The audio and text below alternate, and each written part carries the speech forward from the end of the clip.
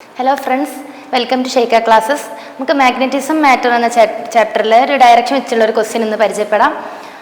അപ്പോൾ ഇവിടെ ചോദിച്ചിരിക്കുന്നത് minimum energy to get equilibrium എന്നാണ്. അപ്പോൾ നമുക്ക് എനർജിൻ്റെ ഇക്വേഷൻ നമുക്കറിയാം എന്താണ്. Energy U is equal to minus M B cos theta എന്നാണ് അല്ലേ.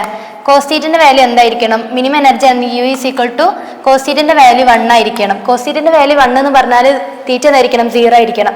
തീറ്റ ഈക്വൽ ടു 0 ആണ് സമയത്ത് കോസ് തീറ്റൻ്റെ വാല്യൂ 1 ആണ്. അപ്പോൾ നമുക്ക് എന്ത് കിട്ടും? മൈനസ് എം ബി എന്ന് കിട്ടും.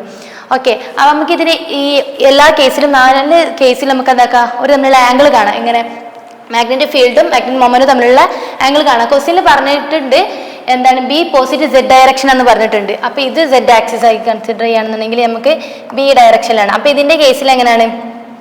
ഇനി മാഗ്നറ്റിക് മൊമെന്റ് ഡയറക്ഷൻ നോക്കാം. ഇവിടെ കറണ്ട് എങ്ങനെ പാസ് ചെയ്യുന്നത്? ഇതിലൂടെ എങ്ങനെയാണ്? ആന്റി ക്ലോക്ക് വൈസ് അല്ലേ. ആന്റി ക്ലോക്ക് വൈസ് ആണെന്നുണ്ടെങ്കിൽ ഇവിടെ നോർത്തും അടിയിൽ എന്തായിരിക്കും? സൗത്തും ആയിരിക്കും അല്ലേ. ഇനി ഇവിടെ കറണ്ട് എങ്ങനെയാണ്?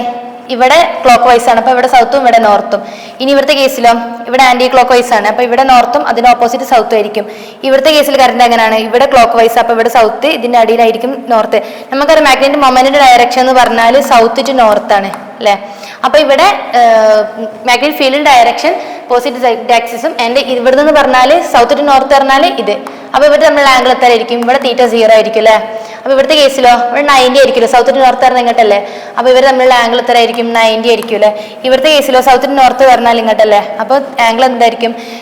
ബി മേലേക്കാണ്, അതായത് പോസിറ്റീവ് സെഡ് ആക്സിസ്. അപ്പോൾ എന്താണ്? തീറ്റ 180 ആയിരിക്കും അല്ലേ. പിന്നെ ഇവിടുത്തെ കേസിൽ എങ്ങനെ ആയിരിക്കും?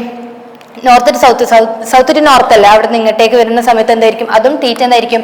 90 ആയിരിക്കും. അപ്പോൾ ഇവിടുത്തെ കേസിൽ എന്തായിരിക്കും? ഇവിടുത്തെ കേസിൽ യുവിൻ്റെ വാല്യൂ 0 ആയിട്ട് വരും, ഇവിടുത്തെ കേസിലും യുവിൻ്റെ വാല്യൂ 0 ആയിട്ട് വരും. കാരണം നമുക്കറിയാം തീറ്റ 90 ആണ് സമയത്ത് കോസ് 90 എന്ന് പറഞ്ഞാൽ 0 ആണ്. അപ്പോൾ ഇത് രണ്ട് കേസിലും 0 ആയിരിക്കും. ഇവിടെ ആംഗിൾ 180 ആയതുകൊണ്ട് മൈനസ് എം ബി കോസ് 180 എന്ന് പറഞ്ഞാൽ -1 ആണ്.